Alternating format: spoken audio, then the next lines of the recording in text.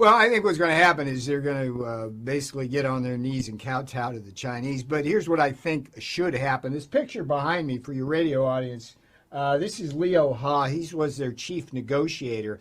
What I'm going to do now is flip you a slide. I'm going to walk through your radio audience with. Here's the basis of any negotiation. It was the basis of the skinny deal. It was the basis of the May deal that they walked away from. It's basically what I call China's 7 deadly sins, right? So the whole structure of our deal and what Blinken's got to do is say, hey, you got to stop doing all of this, right? Stealing our intellectual property, number one. Stopping the forced technology transfer as a condition of market entry. Stop hacking our computers. I mean, every day the friggin' Chinese military are coming in and hacking our business computers and going after your own personal information. Stop their state-owned enterprises from heavy subsidies. Stop that currency manipulation. Stop the dumping.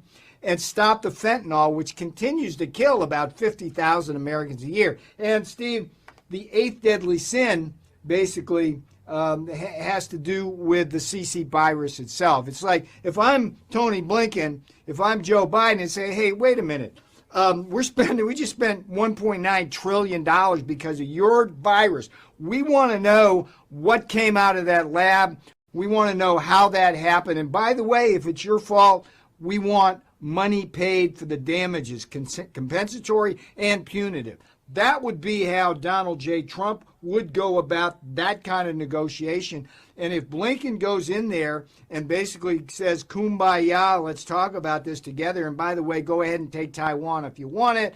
Yeah, worst case possible scenario. So the 7 deadly sins, Steve, has to be the basis of this negotiation on the economic front. And then you've got, look, why are we putting up with concentration camps in China with 2 million people behind bars making slave labor products for Walmart and sending off their organs to Europe at a premium price? Why are we putting up with that? Do we not remember the 30s and what went on there? So there's a lot of stuff going on here, Steve, but I'll bet you a lot of yuan that those things won't be raised by Blinken and company.